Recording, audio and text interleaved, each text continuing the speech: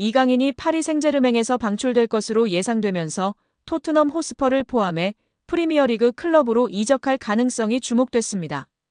프랑스의 풋메르카토는 2023년 여름에 5년 계약으로 PSG에 입성한 이강인은 올 시즌 공식전 39경기에서 6골 5도움으로 무난한 결과를 남겼지만 흐비차 크바라츠헬리아, 브래들리 바르콜라, 우스만 덴벨레, 파비안 루이스, 주앙 네베스 등보다 순위가 높은 게 아니라 필수 불가결한 선수는 아닌 듯하다라고 했습니다. 이어 다음 행선지가 궁금하지만 이미 프리미어리그의 토트넘, 아스널, 뉴캐슬, 유나이티드, 맨체스터 유나이티드 등의 관심이 보도됐다며 PSG가 요구하는 이강인 이적료는 4천만 유로 약 630억 원으로 여겨진다라고 덧붙였습니다. 이번 시즌 이강인은 39경기에 출전해 6골 5도움을 기록 중이지만 교체 출전이 무려 17번이나 되면서 주전 자리를 꿰차는데 어려움을 겪고 있습니다. 입지가 줄면서 다가오는 여름 이강인이 PSG를 떠날 수도 있다는 주장이 제기됐는데요. PSG 소식을 주로 전하는 PSG 인사이드 악투스는 사회관계망 서비스 SNS를 통해 이강인은 거의 퇴출 직전인 선수이다라고 주장했습니다. 이강인의 이적 가능성이 점점 커지고 있는 가운데 이강인은 다시 한번 대한민국 축구대표팀 주장 손흥민이 뛰고 있는 토트넘 호스퍼와 연결됐습니다. 토트넘 소식을 주로 전하는 토트넘 트랜스퍼 뉴스는 SNS로 토트넘은 이번 여름 PSG에서 이강인을 영입하는데 관심을 보이고 있다라며 이강인은 이번 여름 4천만 유로 약 630억 원에 영입될 수 있을 것으로 보인다. 많은 프리미어리그 클럽들이 이번 시즌 공격 포인트 11개를 기록한 이강인을 원하고 있다라고 전했습니다. 토트넘의 이강인에 대한 관심은 1월 겨울 이적 시장 때부터 시작됐습니다. 글로벌 매체 온더미닛은 토트넘과 노팅엄 포레스트가 맨체스터 유나이티드와 뉴캐슬 유나이티드에 합류해 PSG 미드필더 이강인을 눈독 들이고 있다라고 전한 바 있습니다. 토트넘 호스퍼 뉴스도 지난 1월 노팅엄과 마찬가지로 토트넘은 다가오는 여름 이적 시장에서 이강인 영입을 추진하는 걸 선호하지만 여러 클럽들이 접근을 준비하기 있기에 이강인에 대한 관심이 커질 수 있다라고 밝혔습니다. 매체의 주장대로 이강인은 토트넘뿐만 아니라 프리미어리그 명문 클럽 아스널과 맨체스터 유나이티드의 관심도 받고 있는데요. 글로벌 매체 디 애슬레틱은 지난 1월 아스널이 논의 중인 선수 중 한 명은 PSG의 이강인일 수 있다라고 이강인은 루이스 엘리케 감독 아래에서 정기적으로 뛰었음에도 불구하고 PSG에서 옵션을 고려하고 있다. 그는 새로운 도전에 열려 있다라고 주장했습니다. 이어 PSG는 이강인 매각을 적극적으로 추진하지 않고 있으며 경기장 안팎에서 이강인을 높게 평가하고 있다라며 이강인은 아시아 시장에서 큰 영향을 미치고 있다. 영입을 위해선 2023년 마요르카에서 이강인을 영입하기 위해 지불한 2,200만 유로 약 332억 원의 최소 2배 이상인 이적료 필요하다라고 덧붙였습니다. 영국 매체 기브미 스포츠는 1월 겨울 이적 시장 때 맨유는 마커스 레시포드를 대체할 수 있는 뛰어난 플레이메이커인 이강인 영입을 원한다라며 맨유가 이강인을 노리고 있다고 밝혔습니다. 매체는 맨유는 1월 이적 시장 기간 동안 PSG의 공격수 이강인을 영입하고 싶어하는 프리미어리그의 두 구단 중 하나라며 알레한드로 가르나초와 마커스 레시퍼드의 인기가 크게 떨어지면서 후벤 아모림 감독은 새로운 공격 옵션을 찾고 있으며 이강인이 완벽한 선택이 될 수 있다라고 설명했습니다.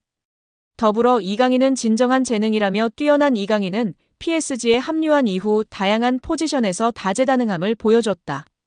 그는 공격형 미드필더로 뛸 수 있는 것은 물론 측면에서도 뛸 수 있어 여러 역할을 커버할 수 있기 때문에 아모림 감독의 시스템에 완벽할 것이라고 했습니다.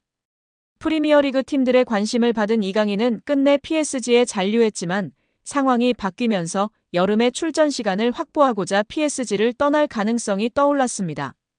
풋메르카토까지 그 가능성을 거론하고 나섰습니다. 한편 프랑스 매체 스포르트 프랑스는 지난달 14일 PSG는 이미 여름 이적 시장을 준비하고 있으며 첫 번째 주요 이적이 진행 중일 수도 있다라며 PSG가 다가오는 여름 이적 시장 때 이강인을 내놓을 준비가 돼 있다고 설명하기도 했습니다. 당시 언론은 이강인은 루이스 엘리케 감독이 정기적으로 활용했지만 클럽은 더 이상 이강인을 원하지 않는 것으로 드러났다라며 이강인은 2025년 여름에 판매될 예정이라 이적 명단에 올랐다라고 밝혔습니다. 그러면서 2023년 2,200만 유로 약 346억 원의 이적료로 PSG에 온 이강인의 현재 가치는 3천만 유로 약 472억 원으로 평가되며 이는 PSG의 큰 재정적 기회이다라며 클럽 재정을 위해 이강인을 여름에 방출해야 한다고 주장했습니다. 이강인 선수가 전반기에는 주전 멤버였으나 흡입차가 온 후로 두 해 선수에게까지 밀리며 주전 경쟁에서 다소 밀리고 있는 모습인데요. 이런 상황이 후반기 내내 지속된다면 이적을 고려해야 하지 않을까 싶습니다. 우리 구독자 여러분들의 생각은 어떠신가요? 여기에 영국 매체 더미러는 올 시즌 현재까지 알려진 최고 연봉 톱10 리스트를 공개했습니다. 프랑스 매체 파리지앵도 전 세계 최고 연봉 톱10 중 올해 사우디 리그로 이적한 스타 플레이어가 8명을 차지하고 여기에 리오넬 메시, 킬리안 음바페가 가세한 정도라고 밝혔었는데요. 유럽 5대 리그에서는 음바페가 1위였는데요. 사우디가 포함되면 이야기가 달라지죠? 6위는 리오넬 메시로 약 656억 원을 받습니다. 5위는 유럽 5대 리그 1위였던 킬리안 음바페로 연봉이 약 1021억 원입니다. 공동 3위는 은골로 캉테와 네이마르입니다. 사우디로 이적하면서 약 1,458억 원을 받는다고 알려져 있습니다. 공동 1위는 카림 벤제마와 호날두입니다. 약 2,917억 원을 받는 것으로 알려져 있습니다. 특히 호날두는 맨유에서 쫓겨난 후 유럽 빅리그에 관심이 거의 없는 상황에서 과감하게 사우디행을 결정했고 얼떨결에 올 시즌 빅스타들의 사우디 러시 길을 닦은 선구자가 됐습니다. 2021년을 기준으로 이강인은 주금 6,000파운드 약 889만 원에 연봉 31만 2,000파운드 약 4억 6,240만 원을 받았던 것으로 알려졌었는데요. 23년 여름 파리 생제르맹으로 이적하면서 당시에는 연봉 등 계약 조건이 공식적으로 발표되지는 않았지만 이적료는 약 2,200만 유로 약 313억 원에 달하며 그중 20%는 새로운 조항에 따라 이강인이 연봉 외 보너스 상여금로 약 50억 원을 수령한다고 전해졌었습니다. 김민재는 2028년까지 5년 계약을 체결했다고 발표했습니다. 이적의 세부 사항은 공개하지 않았지만 현지 매체에서는 김민재의 연봉을 1,200만 유로 약 170억 원으로 추정하고 있습니다. 이강인의 절친 쿠보는 레알 소시에다드에서 주급 5,452만 원을 받는 것으로 알려져 있습니다. 황희찬은 5천만 원 수준의 주급을 받다가 최근 재계약을 통해 1억 5만 원 수준으로 올랐습니다. 손흥민 선수는 현재 3억 1천만 원 정도로 알려져 있고 재계약 이야기가 나오면서 더 높아질 수 있는 상황입니다. 이강인 선수는 약 56억 원의 연봉으로 주급으로 계산하면 약 1억 800만 원으로 알려져 있습니다. 이강인과 동일한 22세 선수 중 가장 높은 연봉을 받는 선수는 맨시티의 혼란인데요. 맨시티 경기에 60%를 출전할 경우 주급으로만 6억 4천만 원을 받고 잉글랜드 프로축구 선수 협회 올해의 선수상, 올해의 팀 등 다양한 보너스 조항이 있어 실제 받는 금액은 더 크다고 알려져 있습니다.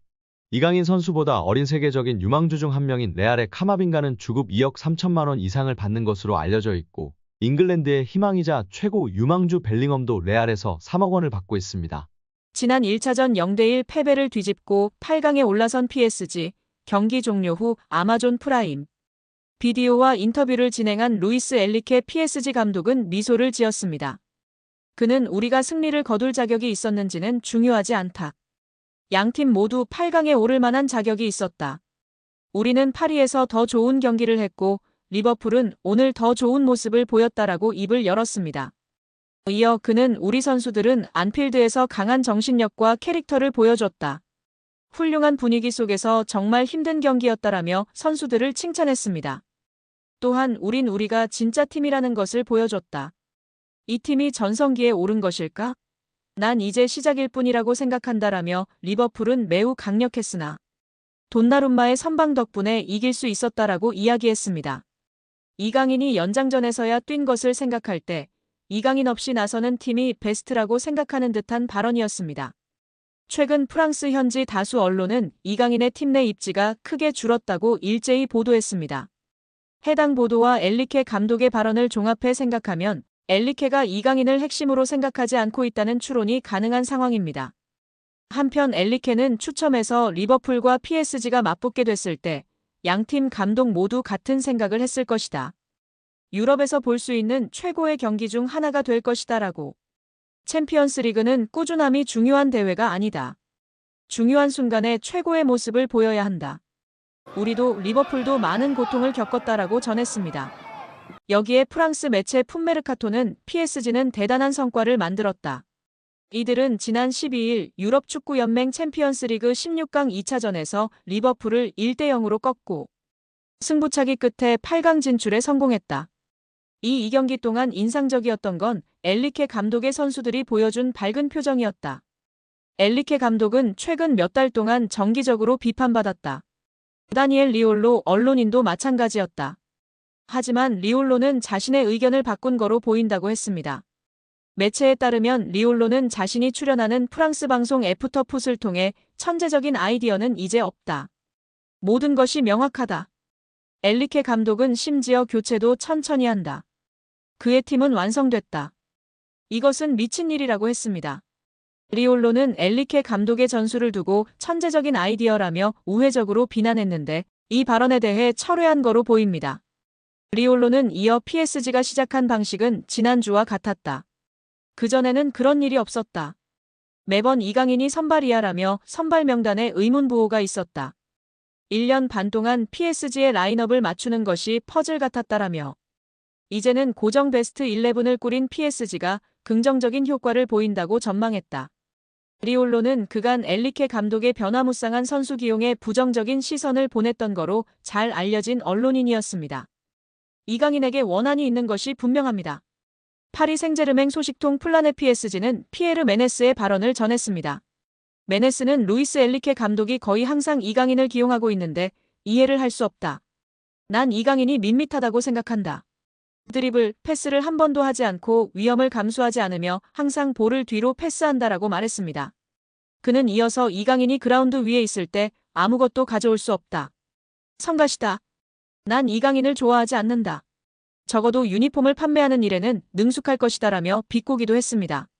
이강인의 유니폼을 한국 축구 팬들이 많이 구매하는데 적어도 이런 일은 잘한다며 조롱한 것인데요. 메네스는 이전에도 이강인을 비판한 적이 있습니다. 이번 시즌 개막 전 이강인이 골을 넣었음에도 나는 이강인에 대해 처음부터 의구심이 있었다. 마요르카에서 뛰는 것을 봤을 때 드리블하는 것을 보았는데 PSG에 온 이후로 그렇게 드리블하는 것을 보지 못했다. 내가 틀리길 바라지만 완전히 확신할 수는 없다. 뒤로만 드리블하는 것 같고 PSG의 유니폼이 그에게 조금 부담스러운 것이 아닐까 걱정된다라고 말한 바 있습니다. 이강인을 지속해서 비판해오는 메네스 본인도 비판받을 일이 많은데요. 2021년 해설위원으로 활동하던 메네스는 성추행 논란으로 인해 퇴출당했었습니다. 정말 한국이든 프랑스든 어딜 가나 도라이는 어김없이 있는 것 같습니다.